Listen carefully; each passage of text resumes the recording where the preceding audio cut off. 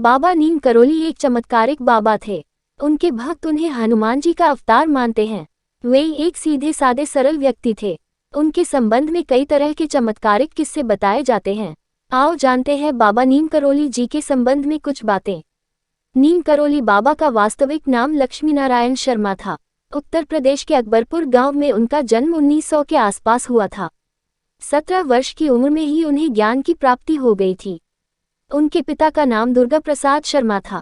11 वर्ष की उम्र में ही बाबा का विवाह हो गया था।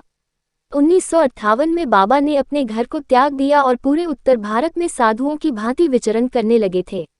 उस दौरान लक्ष्मण दास, हांडी वाले बाबा और तिकोनिया वाले बाबा सहित वे कई नामों से जाने जाते थे।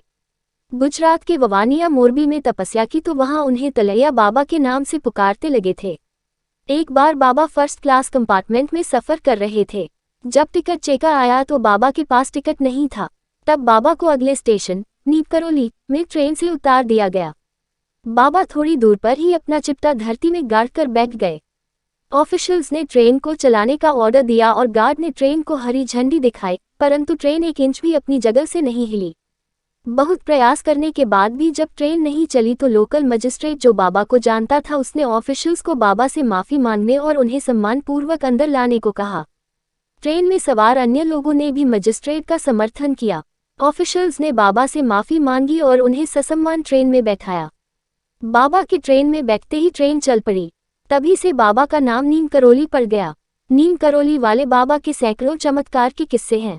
उत्तराखंड के नैनीताल के पास कैची धाम में बाबा नीम करोली 1961 में पहली बार यहां आए और उन्होंने अपने पुराने मित्र पूर्णानंद जी के साथ मिलकर यहां आश्रम बनाने का विचार किया था। बाबा नीम करोली ने इस आश्रम की स्थापना 1964 में की थी।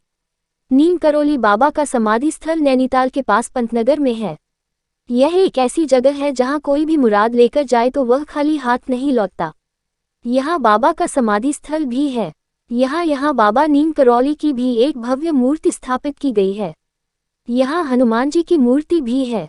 नीम करोली बाबा के भक्तों में एप्पल के मालिक स्टीव जॉब्स, फेसबुक के मालिक मार्क जुकरबर्ग और हॉलीवुड एक्ट्रेस जूलिया रॉबर्ट्स का नाम लिया जाता है। कहा जाता है कि इस धाम की यात्रा करके उनका जीवन बदल गया।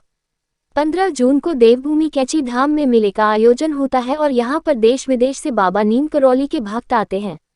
इस धाम में बाबा नीम करोली को भगवान हनुमान का अवतार माना जाता है। देश विदेश से हजारों भक्त यहाँ हनुमान जी का आशीर्वाद लेने आते हैं। बाबा के भक्तों ने इस स्थान पर हनुमान का भव्य मंदिर बनवाया। यहाँ 5 देवी देवताओं के मंदिर हैं। इनमें हनुमान जी का भी एक मंदिर है। बाबा नीम करोली हनुमान जी के परम भक्त थे और उन्होंने देश भर में हनुमान जी के कई मंदिर बनवाए थे। रिचर्ड एल्बर्ट रामदास ने नीम करोली बाबा के चमत्कारों पर मिरेकल ऑफ लव नामक एक किताब लिखी। इसी में बुलेट प्रूफ कंबल नाम से एक घटना का जिक्र है। बाबा हमेशा कंबल ही ओढ़ा करते थे। आज भी लोग जब उनके मंदिर जाते हैं तो उन्हें कंबल भेंट करते हैं। बाबा नीम करोली महाराज के 2 पुत्र और 1 पुत्री हैं। ज्येष्ठ पुत्र अनेक सिंह अपने परिवार के साथ भोपाल में रहते हैं, जबकि कनिष्ठ पुत्र धर्म नारायण शर्मा वन विभाग में रेंजर के पद पर रहे थे। हाल ही में उनका निधन हो गया है। उन्होंने अपने शरीर का त्याग 11 सितंबर 1973 को वृंदावन में किया था। बताया जाता है कि बाबा के आश्रम में सबसे ज्यादा अमेरिकी ही आते हैं। आश्रम पहाड़ी इलाके में देवदार के पेड़ों के बीच स्थित है।